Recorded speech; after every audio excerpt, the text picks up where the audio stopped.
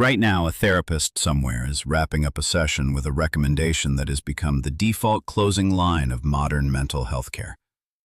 Have you tried mindfulness? A meditation app is pinging 12 million users with a reminder to breathe. A shelf in every bookshop has a section for being present. And for some people, the recommendation works. The breath slows, the noise settles. The present moment becomes navigable. But for a significant number of others, and the research on this is clear, the recommendation doesn't just fail, it backfires. And almost nobody in a position of authority is explaining why. Mindfulness-based stress reduction was designed at UMass in 1990.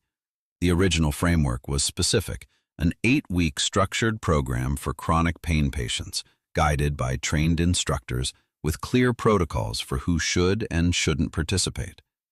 It worked well for its target population. What happened next was not the designer's doing. The framework got stripped, the structure removed, the screening abandoned. And __quote_1__ became a single word pasted onto everything from workplace burnout to childhood trauma to clinical depression, with the assumption that paying attention to the present moment is universally helpful. That assumption is where the trouble starts. Here's where the research gets interesting. Willoughby Britton at Brown University spent years documenting what she calls the adverse effects of contemplative practices. Her project, informally known as the Dark Night, collected reports from meditators who experienced increased anxiety, depersonalization, re-traumatization, and emotional dysregulation during or after meditation. Not beginners making mistakes, experienced practitioners following instructions correctly. The practice worked as designed. The design wasn't right for them. Nicholas Van Dam and colleagues published a systematic review in 2018 examining harms in meditation research. The finding? The majority of studies on mindfulness do not measure adverse events. They measure benefits. The research infrastructure is tilted. Positive outcomes get published. Negative outcomes get categorized as quote 3 or quote 4. The person who tries a meditation app, feels worse, and stops using it shows up in the data as a dropout, not as a casualty. The industry reports engagement. It doesn't report harm. 3 specific populations are at risk, not because the practice is dangerous in itself, because the practice activates something that, for these people, the nervous system has been working to contain. Population 1. Trauma survivors with unprocessed material. The instruction is, sit with what arises. For someone whose nervous system has spent years keeping certain memories, sensations, and emotional responses locked behind a gate, sit with what arises is the instruction to open that gate. Without preparation, without scaffolding, without a trained presence in the room to help regulate what comes through. The stillness doesn't create calm. It removes the distraction that was functioning as a barrier, and what was behind the barrier arrives unannounced. Population 2. People with ruminative tendencies. The instruction is, quote 7. For someone whose default cognitive pattern is already observation, endless, looping analysis of feelings, decisions, and interactions, the instruction doesn't introduce something new. It validates what's already happening. Rumination gets relabeled as __quote_8__. The person sits for 20 minutes, follows the thoughts, calls it meditation, and emerges having done the exact thing that keeps them stuck, but with a sense of accomplishment. The loop tightened, the label changed. Population 3. Avoidant individuals using stillness as withdrawal.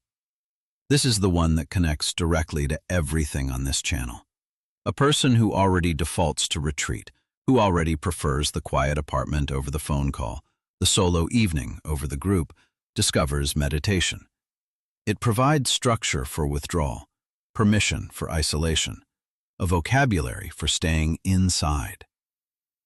Underscore underscore quote underscore 9 underscore underscore replaces underscore underscore quote underscore 10 underscore underscore, and the substitution is invisible because both look like a person sitting quietly with their eyes closed. There was someone, early 30s, anxious history, started a daily meditation practice after a difficult breakup. 20 minutes every morning. Guided sessions. Tracked their streak on the app. For the first month, the reports were positive, calmer, more centered, less reactive.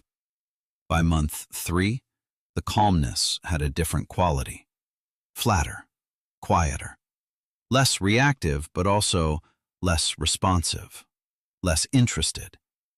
The practice hadn't resolved anything. It had created a controlled environment where the unresolved material could be held at arm's length and observed without contact. Not processing, watching.